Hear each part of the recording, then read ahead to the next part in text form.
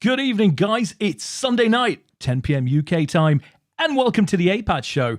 Lee, my co-host, tell everybody, because this is a first for us. We haven't done Twitch poker before. Tell everybody what APAT is.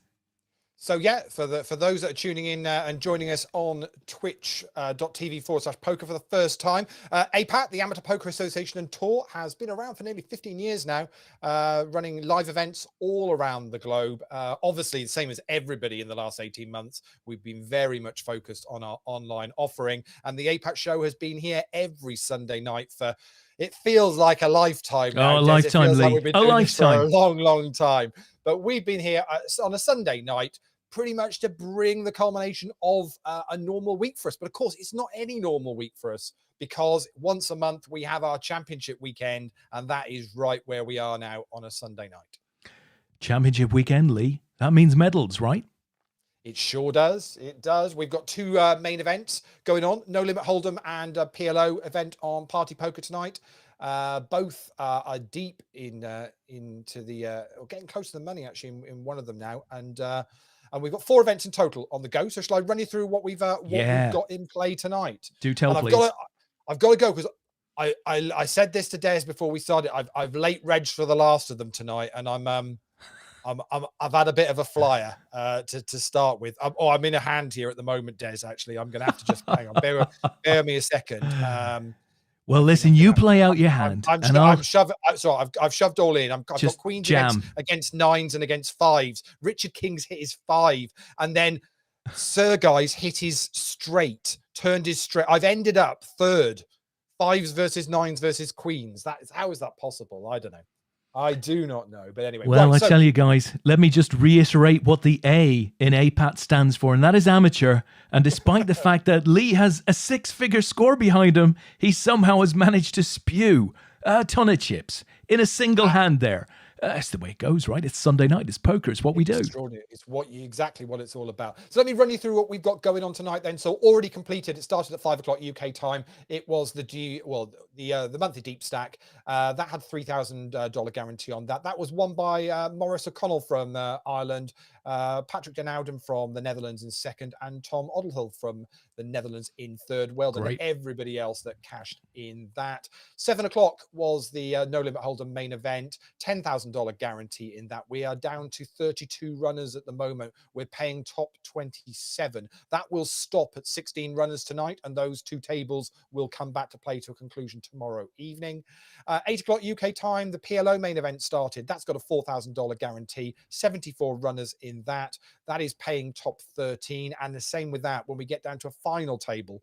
Actually, no, it's because it's 74. Actually, it's going to be 2 tables, actually. So when we get down to 14 runners on that will come back tomorrow night as well. And finally, the event that I've just spewed some chips in, the 9 o'clock, it's the monthly closer, $2,000 turbo bounty hunter. That's got 90 runners in that, $10,000 guaranteed in that, paying top 14. And we're going to try and keep you abreast of all of the action. Fantastic. Beautiful, Lee. And of course, guys, if you haven't played APAT before, and goodness knows we come to a lot of countries, right? So you will get a chance in future if you're just hearing of us now. But it's not just about the prize money. It is also about national rankings. Players playing in these events pick up ranking points. They get their position in leaderboards and so on and so forth. It's also about APAT medals and bracelets, right, at our annual World Championship of Amateur Poker, which this year did take place online at Party Poker. And I think we generated somewhere close to $900,000 in prize money. So it was indeed a pretty chunky event. So Lee, where do you want us to go here? I've got 4 tables up. This is the main event. And I think maybe one of these is a PLO table. Shall we zoom in on the main event? Yeah, can do. Yeah, let's see if we can pick up some of the runners we've got going. Let's try this one. I see Dan Austin on here, a well-known APAT player, and Rob Green I see as well there, who was chip leader earlier on in the tournament. Lost a few chips now along the way, but still Still going strong. So yeah, with the APAT show, we pretty much just follow along what you'd be watching if you were railing at home, really. So there's not really much of a delay on this. I think it's probably about 15-20 second delay. But obviously we don't show whole cards. But we will just follow some of the action, some of our players, and have a chat to you guys in the chat. So Fantastic. just get you any questions or messages or anything in there. I can see Frank Bailey's in there. Frankie B. Des. Yeah. So obviously we're new to learning anybody's username, so we'll pick those up as we go. But I'm sure there's plenty of people that we will know. So do introduce yourself, so we'll know who you are, and we can give you a shout out as we go. Fantastic little table that we've opened up here, Lee. Not only do we have Dan Austin and Rob Green, but I see Jan Strazizar, who picked up a WCOAP bracelet early on in the WCOAP, as I remember it. Yanni Carousel is on that table as well. He's just pushed all in. There's been a raise from Leandro and Dan Austin. I mean, you could say it's a squeeze play. It's only for about another 10 bigs more than Leandro had already put in. He'd raised it up to sort of 14.5 bigs. Decision now for Leandro. I mean, he's got nearly 40 bigs behind, so you'd kind of assume that he probably will make the call, whether or not the big blind even comes into play here, because and he does. It's ace king versus kings versus ace queen. Oh, ace on the flop. It's going to give Leandro a serious problem, and Dan's going to outkick a Yanni and scoop a huge pot there. Wow, unlucky Yanni. Especially with one of the aces out of play. Dan wasn't going to want to see Yanni holding an ace as well, unfortunately there, but has managed to find one on the flop, and a decent pot for the Welshman. That is for sure. And away we go. It feels like we're away here, Lee. Now, I have to say, technically, it's our first sort of official stream to Twitch. I'd hoped to have had some functionality to put comments up on screen, but I haven't got that at the moment, so that's something we're going to have to work on ahead of next week. Clearly, some additional update required, but I am seeing the comments on mobile device, so do get them in, guys, and we shall respond. Although, as you said, Lee, there's a whole host of new names to learn here. Yeah, we will get there with it. So of course, apart from it being the championship weekend, it's obviously the conclusion of our weekly leaderboard ladders. If you've not come across that before, just go on to apat.com, go and have a look at rankings and weekly rankings, and you'll see it all explained there. Basically, all of the APAT tournaments that we play during the week, if you cash, you earn points, and the top 20 players at the end of the week will earn some additional tickets. And if you're in the top 20 the following week, you play for a higher value ticket. And basically, you can keep going all the way up from step 1 up the ladder right up to step 5. We've got a couple of players on step 5 at the moment. Top of the leaderboard going into tonight was Kevin Brzozowski from the UK. He's on step 1, but he's had 3 cashes this week, so doing quite well.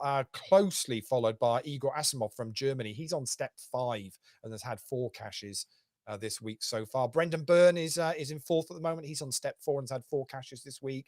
Gordon MacArthur and Di Farrell are also in the top 20 as well. They're on steps 4 and step 5.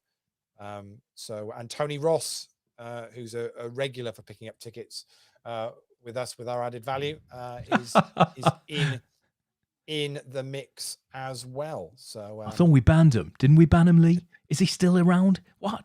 He's still doing well for himself. And I've just run 7s into 9, and I've binked a 7 on the flop against Martino Ferraro. I apologize, Martino, in the closer game, the PKO Turbo. So I'm back up to 140k again. Is this the respect? Is this the respect we have for the membership? Oh, well, he's going to balk them, and I got it in good, didn't I, a minute ago with queens versus 5s and 9s, and I came 3rd. So isn't that poker? It's what I think it's what they call variance, isn't it? Very much the case. So I will take that back up to 140k. There's 33 runners left in that. But I'm getting shown no respect. I did say to Des, I late regged for it, and I sat down in the big blind first hand and got dealt aces, and I thought, no one's going to believe this. And they didn't. Bust a player, and I went from 50k to 140,000 in one hand. It's poker, isn't it? It's the way Listen, Lee, and the guys will know this who are used to watching us. We vary occasionally our content, right? We don't always talk about poker. Poker tends to make up about 10% of a show, if I'm honest, but maybe a bit more on a championship weekend. But talking about variance, right? Variance. I don't know if you saw this over the last couple of days. This was a fire in the Gulf of Mexico. Have you seen this? Watch this. Crazy.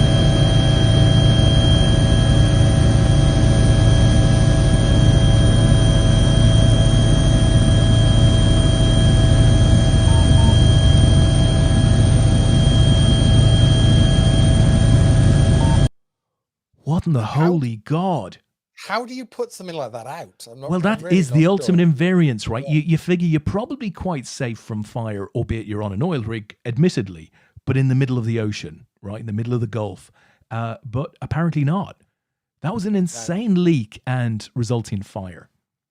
Yeah. I don't quite know what you do to resolve that, but I'm sure they will find a way. Also, Polly 1787 is Mark S. That's maybe Mark Shepstone, I presume. Okay.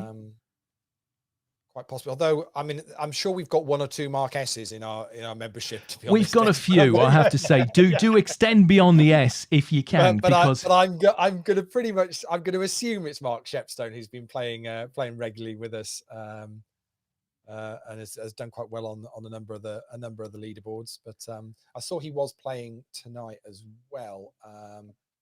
He's see whether he was still in. Mark's due on as a guest soon, isn't he? Yes, we're going to guess. Mark's was put himself forward to come on the show at some point, so we will get him on there. Well, I tell you what, Lee, he sounds qualified to get the kettle on, right? He sounds qualified, and we always like a cup of tea on this show. So that's what it's all Polly, about. Put that kettle on. It's the only reason we do the APAT show, so I can have a cup of tea at 10 o'clock on a Sunday night. So, there we go. I mean, I'd be very surprised. He's on your table, Lee. He's on your table. He is, yes. Oh dear. Sat opposite me, yes. That's and I've got him covered, and I'm eyeing up his bounty as well. So we'll be we'll have that. We'll be good from there. But I'm sure a lot of the English players tonight are still getting over last night's football and the hangovers that will have followed on from it, I guess. What did you make of the performance? Obviously, you're Welsh, I'm Irish. I think we can independently discuss this game. I thought they dealt with what was put in front of them pretty efficiently and looked good. I mean, you'd have to say that they're probably the best squad left in the tournament. If the best squad's going to win the tournament, then it should be England. The Belgians will be the first to tell you that the best squad doesn't always win. Of course not. But you'd have to say it's just hard to find fault with England in any department, really. I mean, they seem well motivated. The team seems to be very together. They've got a great manager doing fantastic work. Everybody's in form. Everybody seems to be getting a game. So I doubt the odd injury here or there in the last game or two will count against them. They seem in pole position, albeit, of course, the Danes will not be easy because they're a very workmanlike team. They'll be far stronger than Ukraine were. And the passion that you'll get out of either an Italy or a Spain in the final will also be, I think, something new for England to come up against. There's two things to go with here, isn't it? Because, I mean, Denmark are in a situation where it kind of feels like they've not got anything to lose. Obviously, coming on the back of what happened to Christian Eriksen earlier on in the tournament, it feels like there's a little bit they may be thinking there's a bit of fate here. There's a bit of like this is meant to be. I don't know. And obviously they've got a lot of support from sort of became everybody's second team, didn't they? Really. So if England can overcome them, I think I've a feeling they'll probably play Italy in the final. Who I don't know whether you watched the end of the Italian game the other night. Not Immobile, no. It was extraordinary. Their match management to see out that game was incredible. There was 5 minutes of added time, which got announced, and they didn't play about the last 90 seconds of the game because somebody was injured. I think the keeper went down, and they didn't then play about 4 minutes of the Yeah. 5 minutes for one reason or another, and he added another 2 on, so it got to 97 minutes, and he killed. But basically, yeah, they just killed the last 10 minutes of the game. Yeah. The ball was in play for about a minute or 2 minutes of it, falling over for anything. And I don't, have you seen the clip of Immobile. obviously him going down and then seeing the goal go in, look up, having a look at the referee, and going off to celebrate. He looks a bit sheepish, but He is crikey. not. Now, if that was rugby union, he'd have been cited for that. He'd have been beaten up after the game. Yeah. But he'd have been cited for it after the game, and it would have been treated as bringing the game into disrepute and goodness knows what else. And funnily enough, of all the people that I saw tweet about this today, the other day, Daniel Negreanu tweeted. I saw that. Did you see it? He called it shit, didn't he? And we've got to do away with this shit until we do away with this, and you find these players and everything else, it's never going to stop. And actually, I thought, yes, Daniel, I agree with you. Yeah. I know you're a Canadian ice hockey fan, and I don't know how much you follow soccer, but ball, please. Yeah. But 100%, you've got to. Yeah. These players have got to be called out for this kind of stuff, and it's got to be dealt with. It just has got to be. But that aside, what an amazing championship it is being, right? Even though the Welsh are gone, the Scots are gone, the Irish didn't make it. It has been great. There's been a lot of, what I would call, independent games that I've watched that I thought, great game. Well, I said there's been, do you know what's been really weird? There's been lots of really great games. I wouldn't say there's been a standout performance, whether that be a team or an individual. It's been a very kind of, sort of average type, quality wise. Normally you'll see some of the big stars, somebody already grabbed the tournament, and you'll go, oh wow, they were just, that was their tournament. You can't really say that. I mean, if you were picking a player of the tournament now, who would you pick? And we've only got 3 games to go. So, and ultimately it shouldn't be results driven. It should be, driven by, players' ability. So we've seen the majority of the tournament now. Who would you pick as a player of the tournament? Yeah, you're absolutely right. I don't think you could easily pick a player of the tournament, but I have to say, all of the teams seem to be playing to the best of their ability in the same way, which is up, down, up, down, up, down. It's a bit like schoolyard football. It really is, kick it up and chase, and then Christ, get back before we're caught in the break. It does feel like, it's not at all defensive. I mean, we've seen championships like this many times where teams will come out and defend to the nth degree. And it's horrible to watch. Don't get a sense that anybody's really entered the tournament to do that to the best of their ability, right? Some are clearly not as good as others. And arguably at the moment, it's England that have just dodged. They've not dropped on their level. Some of their games have not been great to watch, but you've never felt that a game was getting away from them. Yeah, they're playing within themselves. Absolutely. Anything like that. So just for anyone that's not familiar with party poker, table's just going to hand for hand, because we are down to 29 runners now in this main event, and it will pay top 27. As I mentioned earlier on, play will stop tonight when we get down to 16 runners. So we've got to lose about another 13 now. So we'll just be playing hand for hand with the 4 tables we've got left open at the moment until we get through the money bubble. So hopefully that won't take too long. Yeah, so it very much, it feels like it's England's to sort of lose. They're not going to get a better chance than this, I don't think, to pick up a major tournament. And I mean, the good thing from an England point of view, I can say this as a Welshman quite happily, is that you look at the age of that squad and where a lot of those squad are playing, and the teams that those players are playing for, and you just think they are only going to get better. Well, the World Cup's only a year and a bit away, right? They are only going to get better, because you've got Kane kind of coming into his prime, and then around him just a whole group of super talented youngsters. And there's nobody there in that team at the moment that you're kind of going, oh, well, they're kind of coming to the end of their career, and there's nobody really to step up and replace them. I mean, I guess is Kyle Walker about the oldest? Yeah, he probably is, but Kyle's got an incredible burst of pace. So, you know, But again, if you're looking at a right back, okay, so let's see who's not making it. that's true. We've talked about right backs on this No show shortage before of for right England. backs. There is no shortage of right backs. I think Luke Shaw has played He's done well. an absolute blinder. It does make as a Man United fan, it does kind of make me question. I think last night he picked up his 15th cap at 25, and you kind of think if he'd not had his injuries and not had to put up with Jose, psychologically scarring him for 3 years, you wonder how many England caps he would have picked up by now. Because yeah, I agree. When he was coming through Southampton and we signed him, you kind of said, well, he's England's left back for the next 10 years, surely. Yeah, going to be. And it kind of went off a little bit, but still, he's only 25.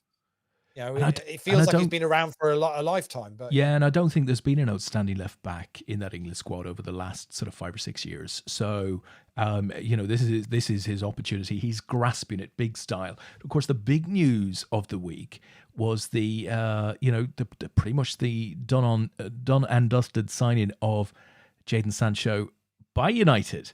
What do you make of that? Yeah, well, it's a long time coming, and it sounds like there's lots of rumours that have come out that it was sort of done earlier on in the year, and it was just waiting for it to happen. I never know with United quite. I mean, the best thing about it is the rumour that's come out, which says we're paying for it over 5 years, 5 instalments. Well, if that's what we've agreed, that's just makes perfect sense to me. I'm very excited about getting in the side. I think with him and another couple of signings, I do think we're going to be in a pretty strong position for next year. Still don't think we're quite up there with City and arguably, Liverpool's starting 11 if everybody's fighting fit. But yeah, we're definitely going in the right place, and I don't think that's a ridiculous fee to be paying for someone of Jadon Sancho's ability. Oh no, crikey! Definitely no. Not. When you see some of the money banding it around, I still think Pogba might go, but we'll see what happens with that. But be very happy. Obviously, with all these things, it's agreed in principle and everything. Of course, whilst the Euros are on, nothing seems to be happening, doesn't it? I see there's a few managers starting to slot into the English Premier League. That's now, right. and that stuff coming together. Patrick Vieira announced Yeah. as the manager of Crystal Palace today. Be really interesting to see how he does there. He was pretty highly thought of within the Man City setup. Obviously he was never going to displace Pep, but he worked at New York City, which I think was within the Man City group. So it'll be really interesting to see how he does here. I'm sure he won't be another Thierry Henry who was outstanding on the pitch but wasn't so hot off of it. So good luck to him. Yeah. As I said, the main event wouldn't take long to burst the money bubble, and we're into the money now. 26 left. The unfortunate player that finished in 28th was Frederick Vermeulen from Belgium. So unlucky to you, Frederick. But yeah, all those are in the money. So down to 26 already, and as I say, it'll play down to 16 tonight, and that will stop for the night. The PLO. We'll play down to 14. That's only got 2 more players to go. We're down to 16 already with that, so we're not quite in the money with that one actually. With the way that structures work tonight, actually, we're going to bring 14 players back, and actually only 13 are going to get paid. So someone's going to be unfortunately have is going to miss out with that tomorrow. I think what we'll probably do is actually I'll find out who the 14th player is in the PLO tomorrow, and we'll give him a ticket. Because that kind of sucks having to come back for a day 2 and not making the money, as it's only one of them. So we'll sort whoever finishes 14th in the PLO out. Nice. An extra ticket for online. Well done. Because I've only just noticed that's the way that's structured. Sometimes the automated structures on Party just can work out like that, a little bit quirky. So last thing we want is somebody going home empty-handed, having come back for a day 2, especially if they've bagged up all their chips tonight, Des, and written their name on. They've written their name on the bag. It takes so long to count these chips, and they're very small, Lee. They're very small. These chips, Yeah, so we'll make sure they're looked after, whoever that ends up being. Fantastic. Listen, some hot news, some hot insight from the chat box. Chase Twitch said Polly put the kettle on from Greece, right? Busted in 56th. So there was a Polly put the kettle. That wasn't what I was referring to, but that's good to hear. That's all. That all works. Small world, this poker world, I have to say. Absolutely. So in this main event now, blind to 6,000, 12,000, and our chip leader at the moment is is Roman Matchvichuk from Russia at the moment. Actually, quite a mix of He's players pushed. in this tonight. Roman's pushed all in here Yeah. against Jan Strazes there. Who's going to have to call because he's only got 4,500 behind. I think he will. So he's going to, I hope he's not going to time out here, and he is going to make this call. Jan, please press call. Don't do this to us. Unless he's slow playing with aces. Here we Ace go. jack against nines. He'll take the race. There's but that's the not 9. what you want to see. 9 pretty much, puts an end to that. And so we lose Jan, and Roman adds to his stack. Say he was the player I said was chip leader. We've now got over 1 million chips with blinds at 6,000, 12,000. It's the classic example there, Lee, of Ace Jack looking reasonably pretty when you're in the small blind, but when the big blind, the tournament chip leader, pushes all in over the top of you, it doesn't look as pretty. Your underwear get a little bit tighter. Yeah, it's not ideally what you want, is it really? But say Roman's got the chips to be able to make those moves. So, and he certainly is going to have a decent stack now going into this day 2 tomorrow night. 24 players left. I'm just seeing whether Stephen Mullen is going to call my all-in shove in the PKO turbo game. Whether I'm going to get this one through, and I do get it through. I was on a flush draw though, Des, so it was all good. Do you know what I mean? I'd have hit, obviously. So so it was a good fold from Stephen Mullen. Well done.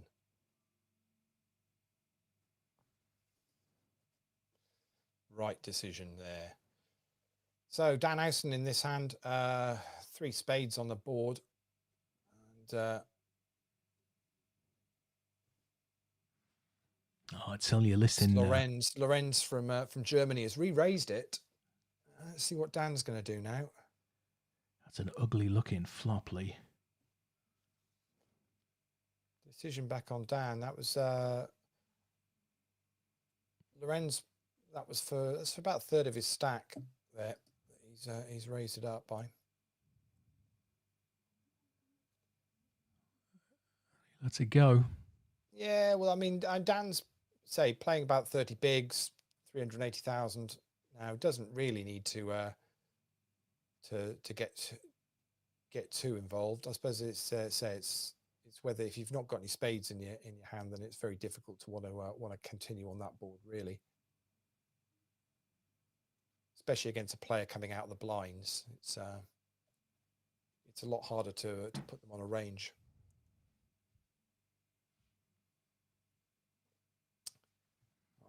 So Stephen Mullen picks up a nice pot in on my table and knocks a player out. I see on your post on Facebook redirecting people to Twitch for tonight's stream. Yanni did put a comment on there. Apparently he's trying to sign up for Twitch, but his password wasn't strong enough. Couldn't find a strong enough password. They wouldn't let him on. Really? Wow. Incredible stuff. He clearly needs one of those encryption machines just to, produce the right level. I'm pretty sure the passwords don't need to be that strong. I think it's just some numbers and some letters. I think is normally enough. Maybe a symbol for good measure, but that's all it should need. I don't get it, Lee. It won't. It just won't accept password 1 2 3 4. What's wrong with it? It's got both numbers and letters and a capital. ABC 1 2 3. I don't know what the issue is. Yeah, I can't work it out. Yeah. We're just we're one off play stopping in the PLO tonight. They're down to 15 players now. We're down to 22 in the closer that I'm sat in at the moment. 14 players getting paid in that. And we're going to go down to 16 in the main league, correct? That's correct. Yeah. So we're down to 3 tables now. So we're basically we have 24. Lose one more table complete, and then we'll be done. So be really interesting this week. Seeing stuff coming out of Vegas. Lots of big tournaments going on there. The Win getting a lot of love for their organization and the way they're running their tournaments over there at the moment. 10 million guaranteed, right? Yeah. The Venetian getting a little bit of stick for having players left queuing for a long time and then having to queue to then get a table, and yeah, just not a huge amount of love for what they were doing. But yeah, the win, it looks very impressive. And obviously Toby Lewis ended up in the final three of that. Did he? They Great yeah going. Missed they that. did a deal. Yeah, they did a deal in the end. For so I think he ended up picking up 1.2 million, I think it was, Wow. in the end. I Sweet. did see a comment from I think it was Chad Holloway, was from Poker News, was saying that there was some tough negotiation in the in the discussion for the chop, and apparently I think the chip leader was trying to get a little bit more, and apparently it was overheard. Toby's response back was something along the lines of, well, if we want to start dick swinging, then let's get him on the table. Let's do it. So apparently the deal just then got done. Yeah. Yeah. So how true that is, I don't know, because it was from Twitter. It was from Twitter, so I don't know, but it's a good story. Toby will have, he'll have learnt a lot of his negotiation in the early years, during which he played APAT. A lot of the really good British players have played APAT back in the day. Out of based out of Southampton in the UK. Great little player. Yeah, absolutely. Gone on to huge things. So of course the interesting thing is that means there are UK players over in Vegas at the moment. It's very difficult to work out whether the US are letting people in or whether anyone's letting us in from the UK at the moment. Nobody seems to want to let us in anywhere, but I do get the impression that Vegas and the US is fairly open to UK. So I'm a little bit more confident about a Vegas trip now than I was last week, Des. So yeah. Now apparently what you got to do, Lee, right, if you want to get in, right, you got to go down to Southampton, right, on the train, right? You got to get a train. You got to get a train out of Paddington. Is it Paddington, Lee? Is it Paddington to Southampton? I have my doubts, but Waterloo. There you go. Waterloo. There's a song in that. Anyway, Waterloo to Southampton, right? Then you get on a Cunard cruise to Bermuda. Now that takes 3.5 weeks, right? It goes around a lot of countries, but 3.5 weeks, right? You just keep your head down, right? Don't go into the casino on the boat. Don't do that, because you're going to be playing with the older folks, and frankly, they don't respect a hand. So you get to Bermuda, right? You pay a man, right? You get in a little two-seater boat. Over you go to Mexico, and then you go across. Obviously, you go across that big fence that never quite met it, and you're in. That's it. It's Perfect. As simple as that. Then you get a Greyhound to Vegas. Bob's your uncle. And then you're there. That's all you need to do. Yeah. So but I must admit, it did look quite. It looks quite good. A lot of players playing. Some big guarantees, big prize pools being made. And I can see a lot of people kind of saying, "Yeah, I want to get there now. This looks like it's opening up." I saw a tweet today from Rob Young in the UK backing his poker club in Nottingham at dusk to dawn. He was doing one of his little back in again, checking it out, but very much got the impression that he was okay. We're a month out from restrictions all being lifted, so we need to start making some plans. So fantastic. Love to see it as well for UK poker. So I have to say, I think dusk till dawn opening will be a huge positive indicator for UK poker players that stuff is beginning to come back. I mean, I saw a post from Peter Wigglesworth, who went into London over the last few days to play at the Hippodrome. Yeah. And he seemed to really enjoy it. Wasn't in the tourney for a whole lot of hours, but he was okay with the plexiglass. He was sort of a little uncomfortable with playing in a mask for a period of time, but it sounds as if that sort of stuff is going to be going away sooner than maybe some of us thought, which is a good thing. If it's done safely, that's a good thing. But I guess the big light is the World Series of Poker. So obviously taking place later in the year in Vegas. I think that'll be the event ultimately targeted by the majority to determine when we all get back to normal. Big pot there for Dan Houston against Lorenz from Germany. Didn't see obviously didn't go to showdown, but that puts Dan up over 500,000 in chips now, and puts him fourth as we've got Leandro all in against Carlos. Sevens versus 9. The sevens gets there on the flop, and so he gets a double up. So really, really good structure here, Lee, but it's beginning to bite now. So even Dan in fourth is still only sat with 38 big blinds. He can't afford to make too many mistakes at this point. No, I think we're down. So we're down to 21, and as I said, we're playing to 16. So if you roughly look where 16th is or 17th position at the moment, 17th position at the moment is 100, got 145,000 chips, which is effectively 10 bigs. Yeah. So really, that 17th to 21st at the moment are playing 10 bigs or less. Yeah, they're really going to be needing to look to make a move. I don't think they're going to be kind of hanging on there for the day two with less than 10 bigs.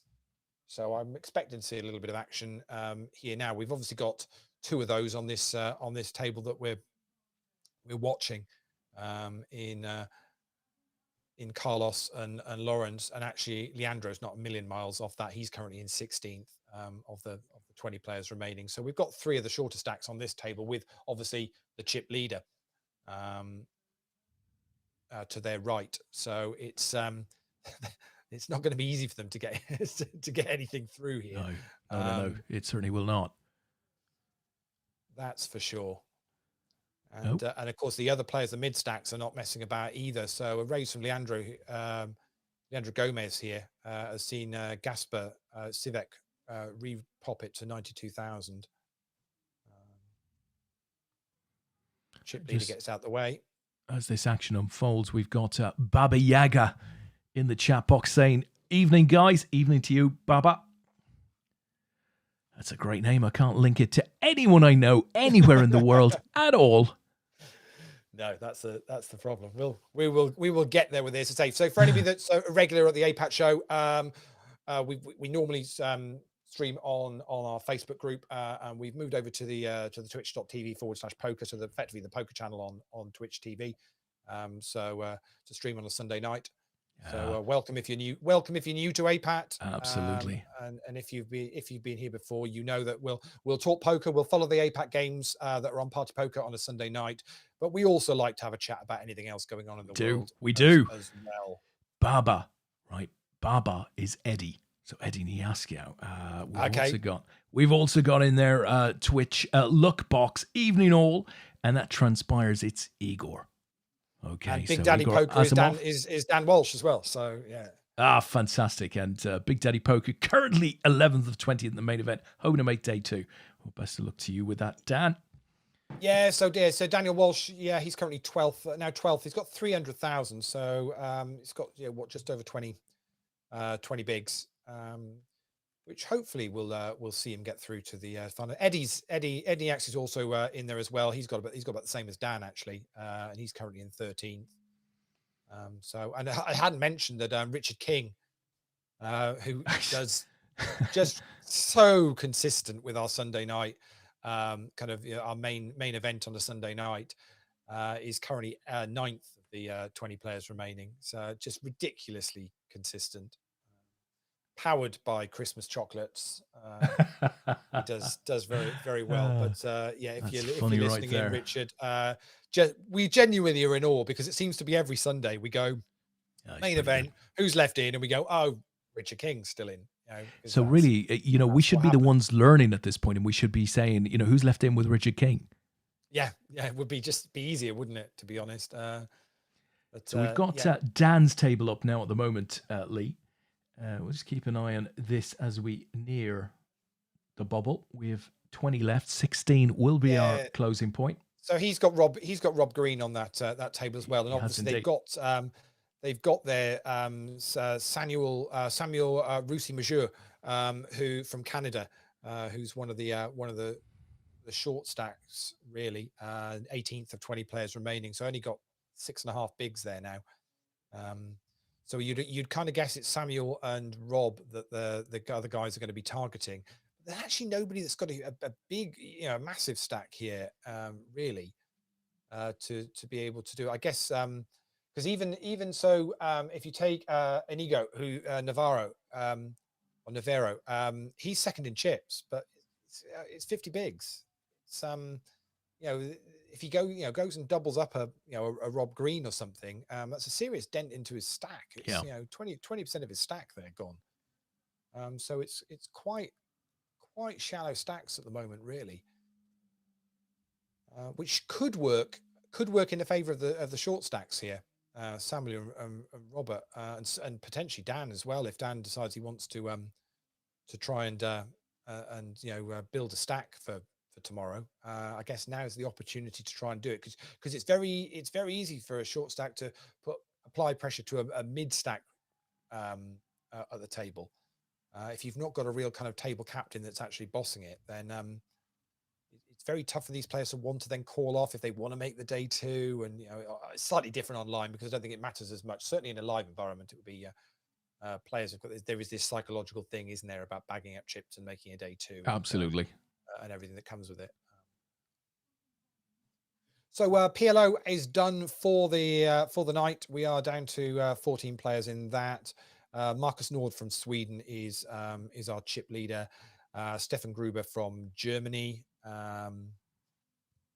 in second, and Joachim Kobel from Austria in third. Couple of mentions just for some of the UK players. Andy Heath is there as well. Yanni, Richard Rudling Smith has made it through to day two as well. So we'll be following all of their action tomorrow night from 7 o'clock. So the No Limit Hold'em starts at 7 o'clock UK time tomorrow, and the PLO will start at 8 o'clock. And we will be back on the Twitch channel. Fantastic. With the APAT show to follow that both those to a conclusion tomorrow night. I'm still in the closer. Are you still in the closer? What? I can only assume I've not really been paying much attention, so I can only assume I'm probably short. Oh wow, I'm not even short. So I'm 15th of 19, and it's paying 14. So yeah, that's not as bad as I thought it was going to be. Yeah, but I might have to actually start playing some hands in a minute. You go for it. I must admit, I've kind of not been. I've kind of just been clicking fold quite a lot. I'm getting massively bullied by the table. Clearly, I've got Dan Austin to my right. So you're in good company then. Yeah. Let's see whether Dan does anything from the button here. Or not, he doesn't. Well, I'm going to be going all in from the small blind. Might well get a call. The guy's got me. He's got triple my stack. No, I'll get that one through. That's all right. So we'll add back a little bit. So just say we're down to still 20 now. So we need to lose another 4 in this this main event for the night.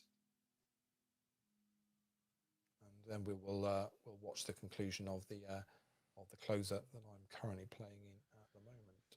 Well, Pedro is all in the main here, and he's facing Richard King. He's got to make a decision. He's got 22 blinds left. He's got 9 to call. Oh, we've got an establishing connection. I think we're back online. Yeah, we're all good. All good. So yeah, so Dan's multi-tabling if at least, well, it'd be at least 2 here. Obviously, he's got 2 APAT games that he's still running in Dan Austin, but chances are he's probably playing some other bits and pieces as well tonight.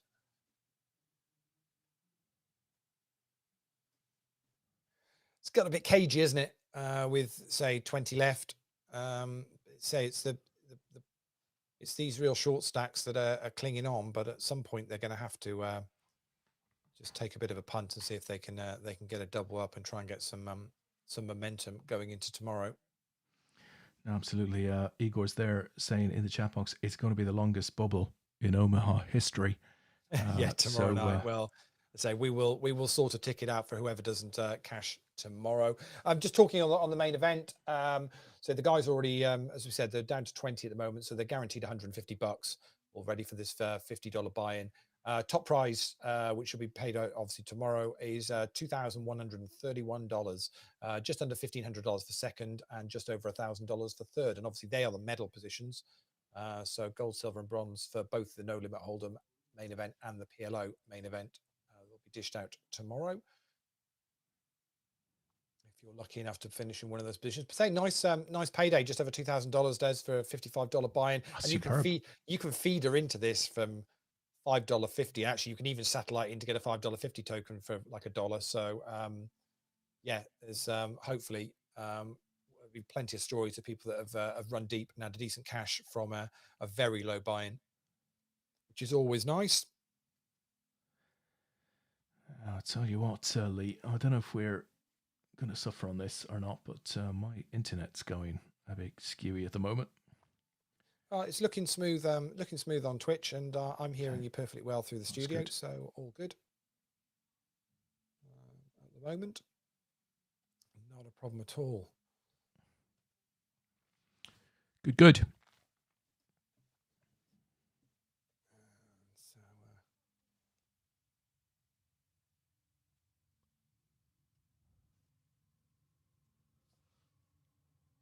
Of course, everything's just going to be like focused now on Tuesday and Wednesday with the football, isn't it? Really, that's going to be the. Yeah, it's a big last week. We could be doing an APAT show next Sunday night, off the back of of an England win at Wembley in the final, because that's a week today, isn't it? There'll be tears and beers, beers, Lee. Absolutely. How many are they allowing in for the final? 200,000 out there. You can all sit on each other's laps. Yeah, it's pretty much get as many into the ground as you can. Don't worry about whether you've been double vaxxed or anything. It's all right. It's fine. I called Sean in. When was the game? Was it last night? Or the night before? Last night. Yeah. So I called Sean in. Crikey, it must have been just at the start of the program, and Gary Lineker cut to Box Park in Croydon. And I said, Sean, come on in. Look, because we've gone and eaten in Box Park. It's really, really nice. And she went, it's Box Park in Croydon. It's full of football fans. She said, I had a ticket for that. What? Excuse me? You had a what? You had a ticket for... You haven't watched any of the games on telly, and you had a ticket for Box Park. Wow. I don't ask questions anymore. Did you go for any tickets for the Euros before? Obviously, it got delayed by a year? Yeah. Did you? What happened? Did you get any? And then yes. Did you have a choice? Or did you just give them up? I gave them up. Yeah, I had a choice, but unfortunately, Ireland didn't make it, so that withdrew a lot of my enthusiasm for the tournament. And the prices were exorbitant. They really were. They really were. Do we know what they're doing? Is it a case of they're honouring those tickets for the semi-finals and the final? Because I think Paul Haycock has got tickets for the and Scouse is going as well to the semis. So I'm assuming it's a case of they honour those that have got the tickets first, and whoever doesn't want them, they bring them. They back in and resell if they can. Yeah, not entirely sure what the process was, but I believe a part of the process for the Germany game, where there was a big demand for tickets, of course, England-Germany last Saturday rather, was that an email went out with an hour's notice to sort of say a link is opening up for tickets. If you want your tickets, go and get them now. This was for people who had previously had tickets. So a lot of people were really pissed off with that, because an hour isn't a lot of time to receive that email. And, if you're in a meeting or if you didn't receive the email, bad news. So I hope it's a little bit fairer for the semis and final. I had to chuckle with the Denmark quarterfinal, though. Obviously they during the first half, and one of the commentators said, and it's a bit disappointing with the numbers that are in the ground. And I just looked up and went, it's Baku in Azerbaijan. What were they honestly expecting was going to happen? Not even in Europe. It's that far away. What were they expecting was going to happen? But some Danish fans went there. I saw that they allowed the Danish government were allowing them to not have to self-isolate or quarantine when they came back. Yeah. And of course, they'll be the same fans that will then turn up at Wembley on Wednesday night that we're now letting in with open arms. So I think we should just all get on with this and just let each other into our country now and crack on. Listen, talking about getting on with it, Lee, I just haven't got an internet connection here, so there's no action taking place on any of these tables. So, they're there, but I'm not seeing anything happening anywhere. So it's rather all unfortunate. It's all streaming on Twitch perfectly well. But can't be, because I'm not seeing it. It's coming from my laptop, right? If it's not running on my laptop, well, it can't be running on Twitch. I'm seeing you moving tables and Really? whatnot on Twitch. Yeah, so, I have no idea with. And I'm hearing you perfectly well. So I wouldn't. Okay, overly, well, I'm seeing that you are trying to establish a connection every once in a while, but I'm seeing things moving. So. Really? So unless it's a problem with party poker, look at a table. Are you looking at cards and chips on a table? I was a minute ago. Yeah, no, it hasn't been Unless running it's a really for problem the with last 5 unless it's a minutes. problem with Party Poker. Maybe it's Now it could be, because clearly you and I are working perfectly. yeah. As I say, we're fine. So I don't think it's an issue with that in the slightest. But But I'm just seeing I've got another table up, so I'm just watching now to see whether and there's stuff happening. So it could be yeah. your Party Poker connection possibly. I mean, I'm clicking between the tables. That's why you're seeing tables move. But Yeah. But in exciting news, I think I may be going all in here, but I may be in a whole heap of bother if I do. go on, Lee. Get him in. Get him in. It's a horrible thing to do because it's. I think we're gonna do it, but I'm gonna regret it. I think. What are you holding? Pocket jacks. It's okay. Fourth best hand in the deck at Now this point in the game. the original Razor's gone all in, and he'd had a caller as well, and I'm up against aces and ace queen, so I need a jack quite badly. Ouch. And it's not going to be there. What did you tell me? What'd you tell me to do that for? That's ridiculous. It's an educational show, Lee. I've just got to advise you, statistically, the right play. Exactly, that's it. So it's 5 to the. Are we 5 to the hour? Actually, no, we're down to. We're actually had a few exits, and we are down to 16 players. So we've hit 16. So we have hit 16. So I don't know whether you want to close those down and see if you can get up a table in the. Yeah, closer. I'm not going to do that because I have some major. And funnily enough, we've been doing this for 18 months, right? And we haven't had any connectivity issues. But for the last 10 or so minutes, I've had no connectivity at all. I'll tell you what we can do. Hang on a minute. Yep. Hang on. I have another plan. Because you've got a problem with Party Poker, haven't you? So I certainly have a problem with something. Yeah. So I can sing. No, you don't need to sing. Don't worry about singing. That's fine. I'm so disappointed.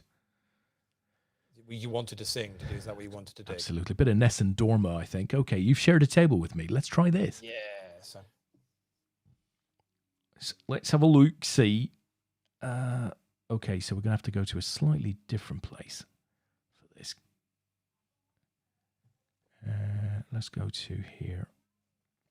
So they are just again, it might look like there's nothing going on, but that's because they are hand for hand in this tournament. So that's the only reason why. So so let's just let you know where we're at with everything that we've seen so far. As I say, we've already down to 14 players in the PLO main event. That'll come back tomorrow 8 o'clock UK time to play out to conclusion. We've just seen the conclusion of the No Limit Hold'em main event tonight. That's down to 16 players. That will play out tomorrow from 7 p.m. to those 16 that are remaining. So the only tournament we've got left now running tonight starts at 9 o'clock UK time. It is the closer, $2,000 guaranteed PKO Turbo. That's paying top 14. I've just bust in 17th, and we've got 15 players left in that. So we've got currently up the table with the chip leader at the moment, who is Henrik Veldoen from Germany, and second in chips is a certain Mr. Dan Austin, who is to Henrik's left on this table. So. And third in chips is Stephen Mullen from Ireland, who is to Henrik's right. So we've got the 3 chip leaders, 1, 2, 3, on this table. So Josiah and Marc Antoine are probably wondering what they've done to deserve this. But that's kind of sometimes the way it can work, isn't it? And of course, because it's we're playing down to. I think it's these are 7-handed tables, so obviously it won't break till we get to 4. So we're playing 3 tables of 5 effectively at the moment, which means it's fairly short-handed at this moment in time. But we're on the money bubble. Decent chunk of bounties up here already. Henrik has already scooped $60 worth of bounties, so it's a $22 buy-in. So Henrik has already comfortably made some nice profit from this particular one. And as whilst they're playing hand for hand, it's now gone 5 to the hour. So players are also on a 5-minute break as well. So that's where we're at. So what we'll do is obviously the leaderboard ladders for this week will not be finalized until the 2 day 2s play out tomorrow night. So we'll hold those off as we always do for the end of the month one. But we'll get those done tomorrow, and then we'll sort out the tickets for the top 20 on that leaderboard once that's sorted tomorrow. But obviously, a new leaderboard will start officially from tomorrow evening. With events are already in the lobby for tomorrow night. It's 7 o'clock and 8 o'clock UK time every night of the week, and then on a Sunday you get an extra couple 5 o'clock and 9 o'clock that you can play. So tomorrow night is a 6-max knockout, 6-max PKO, and a PLO8 game tomorrow night. Always a nice way to start the week. Fantastic. Yeah. Get regular players into the PLO8 games each week. So it's always a nice way to kick off, and we can get yourself on the leaderboard. That's for sure.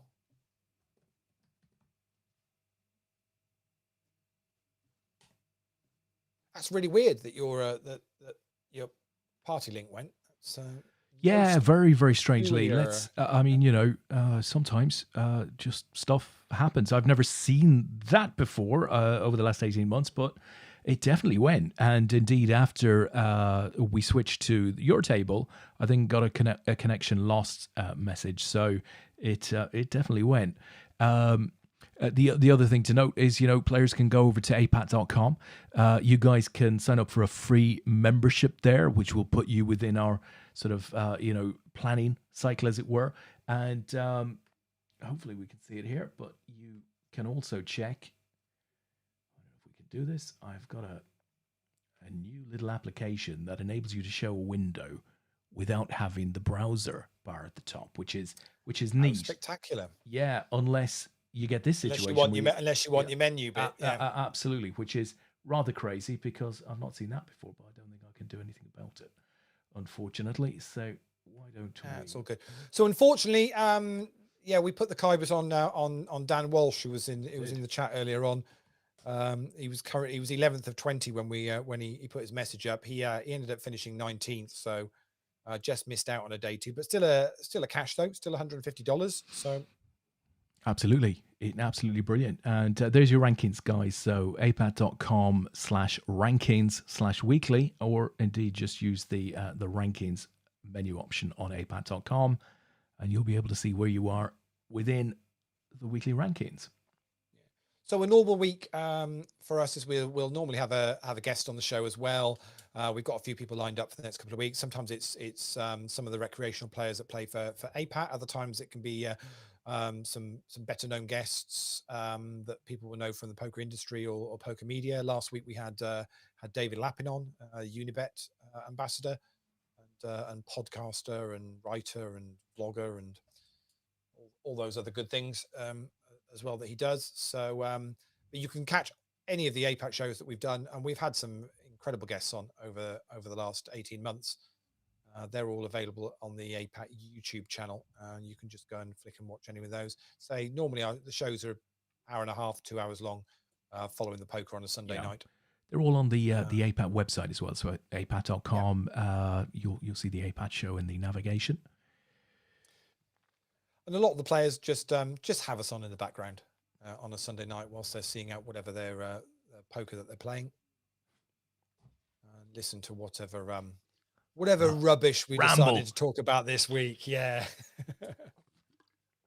So break's over and players are back now, 11 o'clock UK time, and we're back to this hand for hand with 15 players left in this closer, monthly closer, 2K guaranteed, progressive knockout turbo event, no limit hold'em.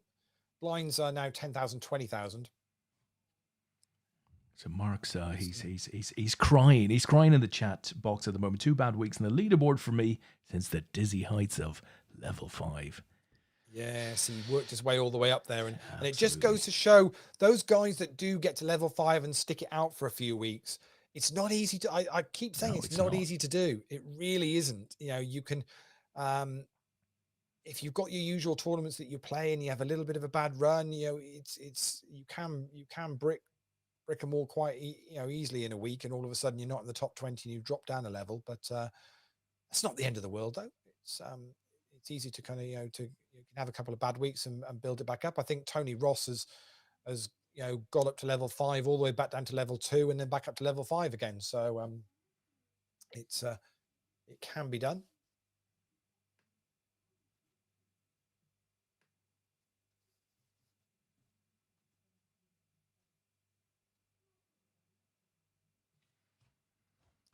But Mark's not going to complain. He's still in this as finally the bubbles burst now in this. Here we go. Final table, right? No, 2 tables. Tables we've got 2 now, left, so, have we? Yeah, we've got 2 tables left. So yeah, 2 left. So, but Mark has made it into the money. He's 14th of 14 in this event now, but he has made it into the money in this one as well. So it'll be another nice cash. Terry Bowker's also in there as well. David Nee from Ireland, regular player with APAT is there, and obviously Dan Housen that we mentioned earlier on the table that we're watching. This normally plays out reasonably quick on a Sunday night. Once the money hits, you tend to find that the bounty tournaments do play a little bit more aggressive anyway, a little bit quicker in their flow. Sire's all in here, and gets a call from Marc Antoine, who's ahead. Wow! On the turn, hitting his 3, calls with a Jack 3 offsuit. Hits that 3. And hits the 3. Decided it was enough to go for it. And as I say, they'll start dropping. Yeah, Mark Shepstone finished in 13th. He's bust on the other table. So he's a goner. And as I say, we're down to 12 now already. This will get down to a final table quite quickly. All in the call here. Henrik with the A7 is ahead. But wow, what a flop for Stephen to hit. And Stephen Mullen's going to get a double up there with his Queen 10, flopping Queen 10. Doesn't get much better than that for you. That's for sure. So I'll just keep an eye on both tables now, but we'll just follow this one for the time being. But Stephen very much back in the mix now. That puts him up over 30 bigs. And pretty much level with Henrik now, who was chip leader not that long ago.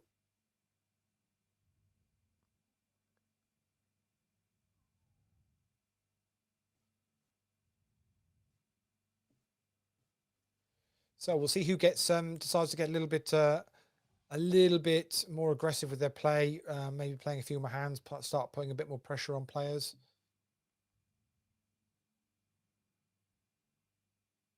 And it's Dan who starts that off. Only a min raise. Gets called by Stephen. And continuation bet from Dan on that flop, and Stephen's out the way. He's playing out the big blind. It's fairly easy to make a call there, isn't it? And just want to see a flop. Some people will say that's kind of a leak in the game. Looking to see cheap flops out of the blinds, but I've seen plenty of other players that actually can use it in quite a profitable way themselves. Thomas all in, raised from David Nee initially, and Thomas has only got 6.5 bigs, so they've all gone in the middle.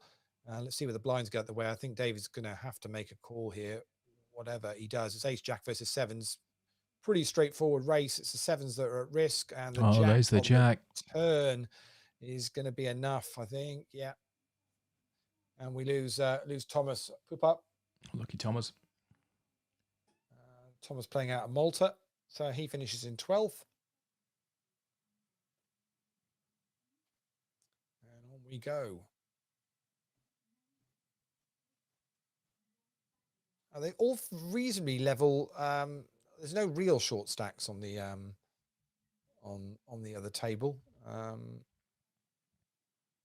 As Henrik is now all in.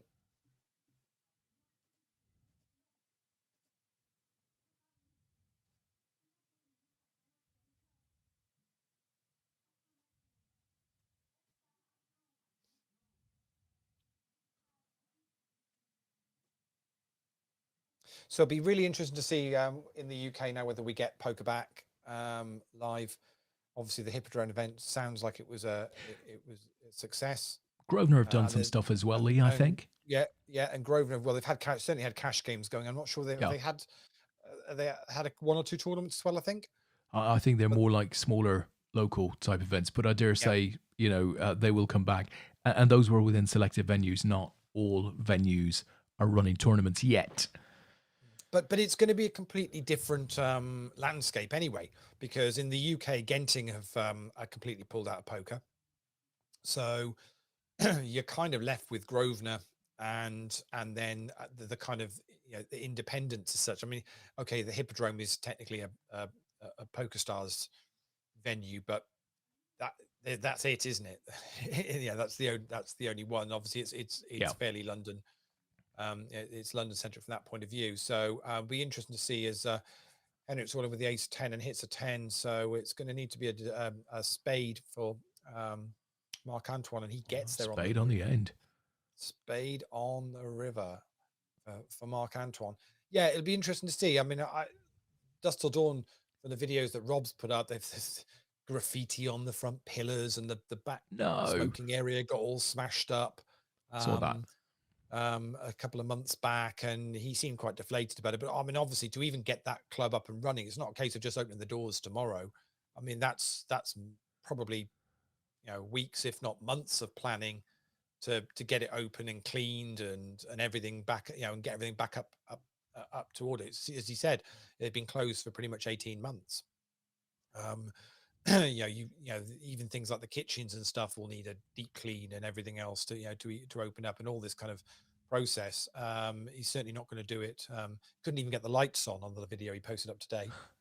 So they had the electrician coming. They had the electrician coming in. There was a problem with the with the power. So yeah, it's certainly not going to be anything. They're not going to rush into it. I mean, I wouldn't expect anything from Dusk Till Dawn until, even if Rob made the decision, okay, yeah, we're going to be good to get stuff open. I can't see anything happening much before September and October. And of course, as you mentioned earlier on, Des, is you're then piling into World Series for those that are going to travel. We've got 2 all in, and of course, actually 1 on each table at the moment. So Stephen's all in with King 4 against Dan's 9s. Dan's going to take that. And the 9s are going to be good. And on the other table, Pavlos had Jack 10 against Imre's Ace 5, and the Ace 5 is good. So we lose. We're going to lose Pavlos as well from Greece. So we're down to 9. That's how quickly this happens with this turbo PKO on a Sunday. I like it, yeah. Lee. This is fast and furious. To be honest, at the end of a week, this is the sort of tourney you want. Mark has departed for bed, so good night to you, Mark. Yeah, so it will be interesting to see come the autumn, because obviously there's lots of tournaments normally planned in the autumn. So you've always got a couple of events out in Malta. You've normally got the Caribbean Party Poker Caribbean Party that takes place. The IPO over in Dublin happens around then, and of course now all of a sudden the World Series of Poker has been plonked into this autumn schedule, and obviously nobody normally puts anything on during the World Series normally, which is May, June into a little bit of July normally, because everybody knows, well, anyone who's anybody is going to at some point be making a trip over to Vegas to play in that, so they tend to avoid it. Of course, what do they do now? Do they all just step aside and let them do their thing, or will you see some people putting these events on? Talking to David Lappin last week on the show, his view was, if I've got an event that's on my doorstep, I'm probably more likely to want to play that at the moment than get on a plane and go to Vegas. So it could well mean that the hopes of the World Series of Poker maybe being the biggest ever, which was is what they were talking about potentially, because everybody's got the bug to want to get back playing live. They might find that they might have quite a lot of kind of North American players, but they might find that actually the traveling contingent from the rest of the world is not anywhere near the numbers that they would normally get. Well, as he said, a significant tournament, so a big one. But of course, the World Series of Poker is going to be big. It's going to be very, very big. It'll be interesting to hear, Lee, what plans they have for streaming, broadcasting. Presumably it'll be on CBS now. I think ESPN have dipped out, so it'll be interesting to see whether we get any coverage on this side of the pond. There's all sorts of questions. we did get we were picking coverage up on the in the UK via BT Sport, weren't we? Yeah, yeah, but Yep. that was an ESPN relationship Yes. thing. Yeah. Yeah. Yeah. So whether that continues or not, I don't know. Whether some of the channels that live really deep down the sky, EPG, decide to pick up some coverage again. It's not I've no impossible. idea. I've no idea what where CBS is kind of shown. Just as we've got it's two lots of aces in, and Oh, David it's Nee's hit 10. 10 as well. So the 7 on the river for Henrik's not going to help him in the slightest. There's nothing worse than Get hitting in your there and it not hitting being your enough. kicker, and it doesn't even matter. Yeah, it's unfortunate for him, but it's a nice double up for David. It will be interesting to see what happens. But obviously the fantasy World Series of Poker comp is already out there. If you go and check that out, Yeah. Carl and John are running that the APAT version of that again this year. Pick any 10 players. So if you fancy getting involved in that, I think you'll find it on there. There's a link to it on the Facebook group as well. So Absolutely. But listen, what do you go check guys it out. think? I mean, are you going to the World Series of Poker? Would you go to the World Series of Poker? Are you looking forward to it? Just give us a shout out in the chat box. Let us know what you are thinking. I have to say, I'm pretty excited about it, Lee. After the gap that we've had to a big live festival, it just can't come quickly enough, as far as I'm concerned. Yeah, it's say whether it's a case of watching it at home or maybe even be able to do a trip out there. Although I'm hearing rumors that some of the hotel prices in Vegas are going through the roof at the moment Really? as well. Yeah, the Bromleys were telling me that some of the strip hotels are charging $4,000 for a week, Wow. which is What? How much? which is $4,000 apparently. That's exorbitant. I mean, what? Yeah, but you're seeing that in the UK as well with a lot of the holiday destinations in the UK, holiday cottages and that type of thing, and whatever. Yeah, but Yeah, they're these not aren't. just Well, these aren't yeah. holiday cottages, right? These No, no, are no, no, no, no. large hotels. But they can only be charging those prices because there's a demand. I mean, from what I can understand, is Vegas is very much open and it's busy. Wow.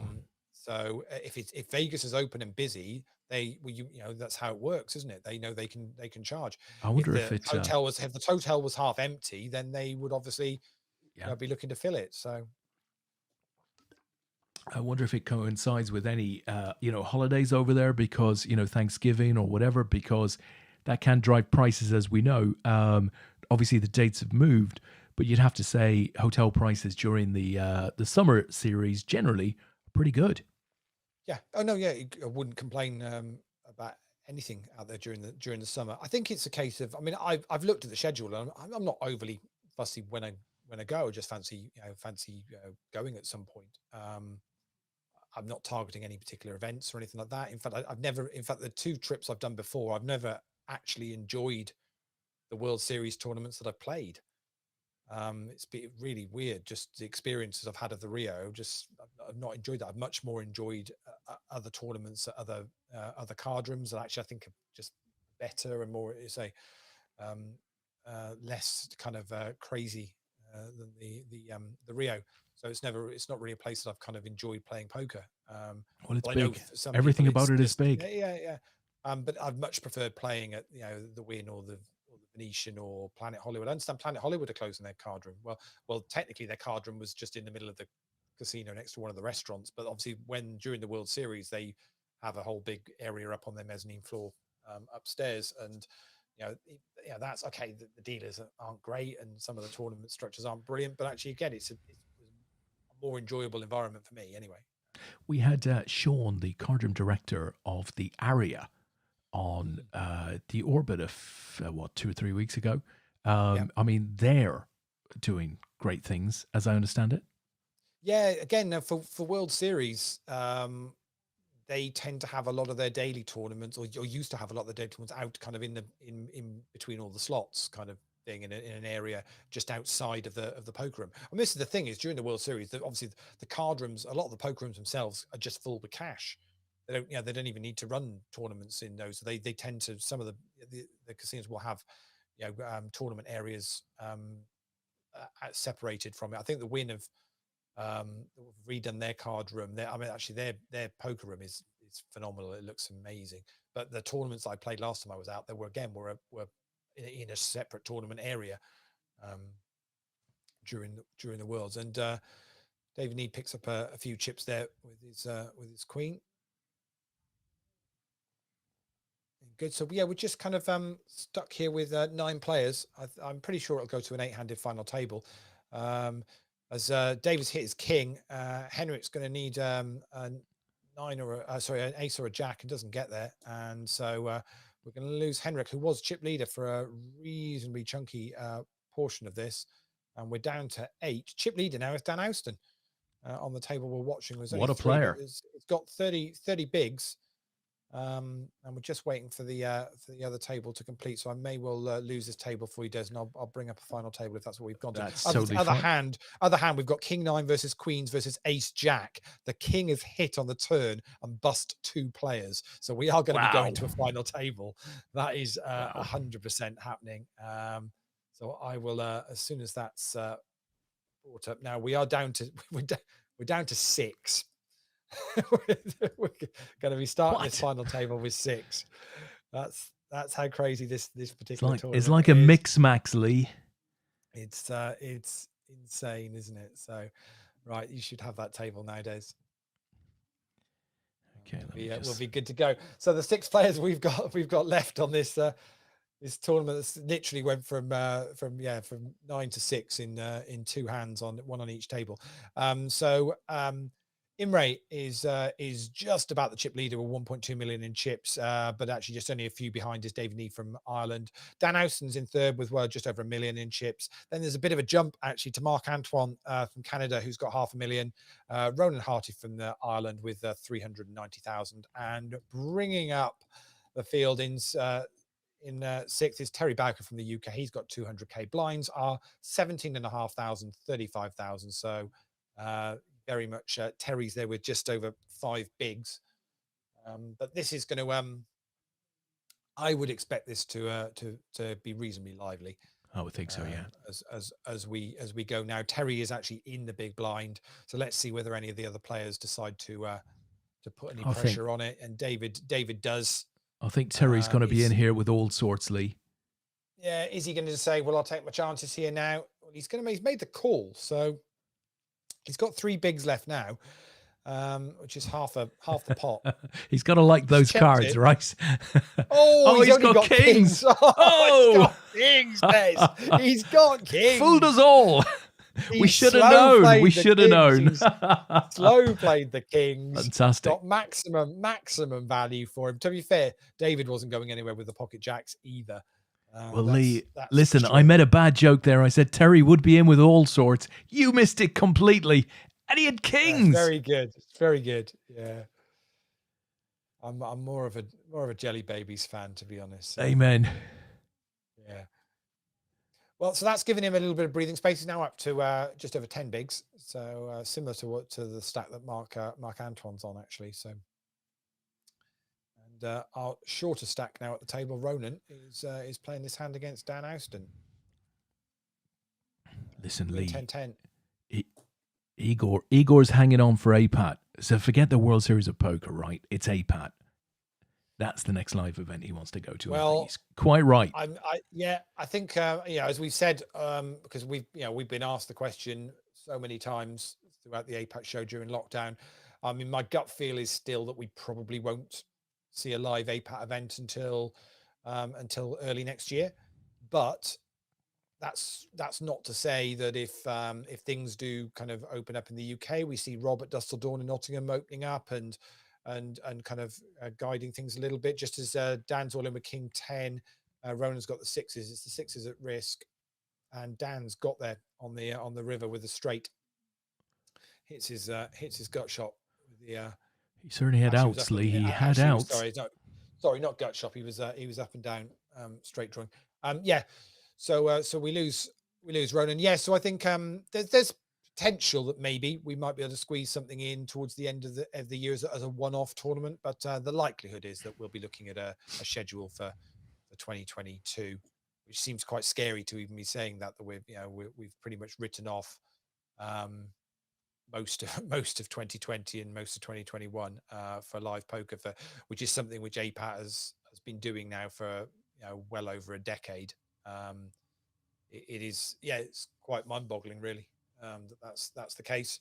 But when we do come back, it'll be back with a bang, that's for sure. And but most importantly, it will be back ensuring that players' safety is very much the number one focus.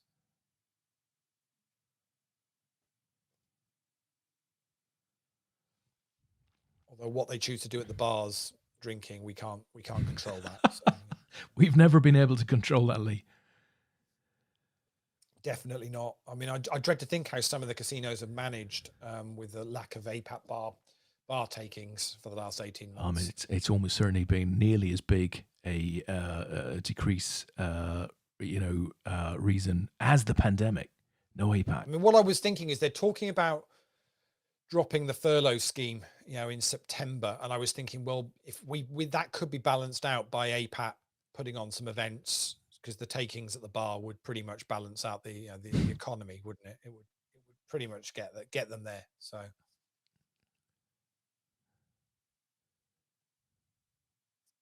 So raise from Imre again, which has been called by Dan in the big blind. They're the two big stacks at this final table, these final five now.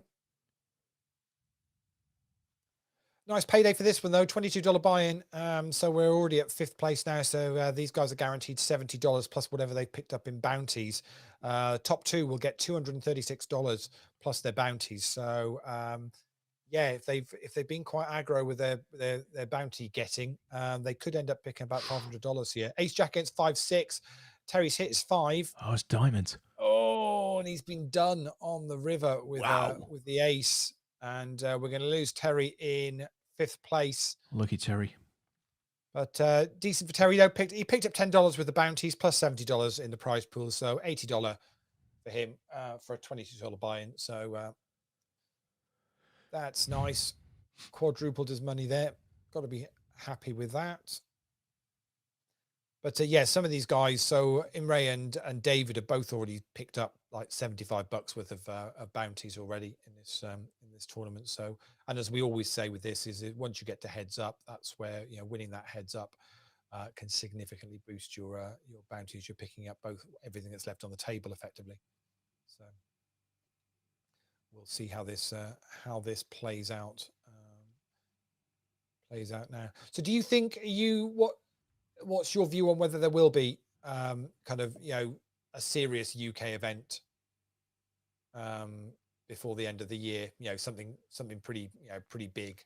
Well, I don't think there'll be something pretty big, because I think I just suspect that 7-seater tables or 6-7 are going to be the norm, I think, for the remainder of this year. Hello. Imre's got there again, 7-9 against 5, so it was very much a race, and he's hit his 7 on the turn, and then just for good measure has made his straight on the river. So very much catching up Dan's stack now, and David's is the shorter here, and is going to be at trouble. And Dan's now applying pressure on Imre's raise, and gets that one through. David Nee's really going to have to. Pick his spot here, I think, against these two big stacks.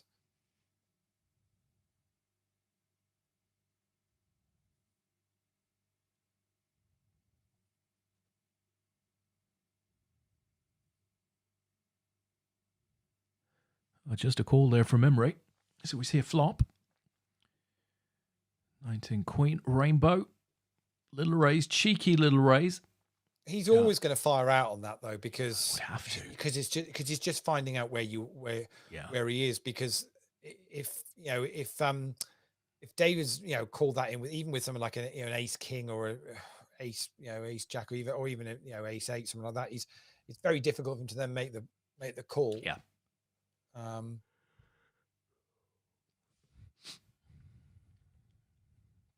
So the big stack is always going to fire out and find out where they're at, because that's just what And you he's should be found doing. out for the smallest amount possible, right? Yeah, exactly. Yeah, yeah.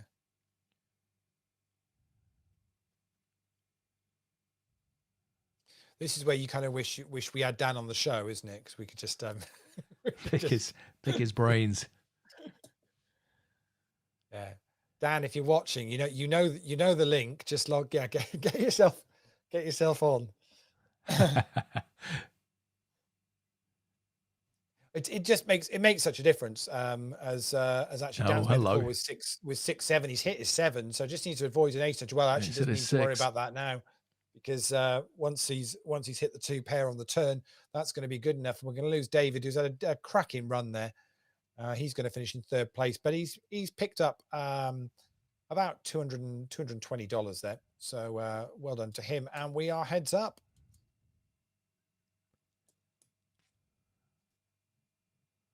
It's been a cracking little final table, this, Lee. Yeah, Gone quickly, Imre but very neat. Imre from Hungary against Dan from the UK, but more accurately, the Welshman. Do you know, talking of Hungary, you will recall, I'm sure, Victoria Shalazli? No, I'm saying that's wrong. Yeah. Szilárdi, Hungarian player. Of course, we both met in Wiener Neustadt back in 2008, I'm going to say. Victoria is now ultra distance runner. You know, very, very successful, holds national records in Canada and in various other countries. Oh, wow. And that is... wow, there we go. That is that. So Imre went for that to try and, basically try and steal it. Shoved it all in with Jack 8, completely missed. And Dan had turned the flush, diamonds, so said thanks very much. I've got the nuts, so I think I'll call that, to be perfectly honest. So Imre from Hungary finishes in 2nd place and picks up a nice cool $330 in the end. And as I said to you, Des, I had a funny feeling with bounties if they went the right way. Dan Austin from the UK. Dan's just messaged me to say he'd have logged in, but if he'd have been in time. So he was watching, and so Dan picks up just over $500 for a $22 entry, which is saying that's a lovely little tournament on the Sunday night. Runs for about 2.5 hours. So Dan's turned $22 into just over $500 on a Sunday night. Yeah, can't ask for much more than that, can you really? Cannot argue with that, Lee, I have to say. So, listen, I guess we are going to leave you on that note. A big thank you and well done to all of the winners, all of the players that have played APAT events in the last week. Good luck playing similar tournaments next week. Of course, Lee and I are going to be back tomorrow evening at what, Lee, around 7 o'clock? Is it 7 o'clock we're kicking off? So 7 o'clock, we'll see the recommencement of the No Limit Hold'em event. That's 16 players left in that. Roman Mavicic from Russia is currently chip leader in that, 1.3 million in chips. And the PLO will start at 8 o'clock. 8 o'clock. 14 players coming back in that. We are going to have a money bubble on that because it's only paying 13. But as I've promised, whoever finishes in 14th, we will sort them out an extra online ticket so they don't go home empty-handed from can you imagine they won't sleep well tonight? You know what I mean? So ready for a day 2. I think they'll be okay, Lee. I think they'll be fine, I have to say. But it's a good gesture to add a little ticket there for the bubble. Boy or girl? One little quick shout out. We mentioned Dan that finished that won the closer. Well done to him. Deep stack earlier on tonight. Maurice O'Connell from Ireland, a win for Ireland in an APAT event, picked up $787. So well done to you, Maurice. That was earlier on this evening. But we'll do it all again tomorrow from 7 o'clock. See you guys tomorrow at 7.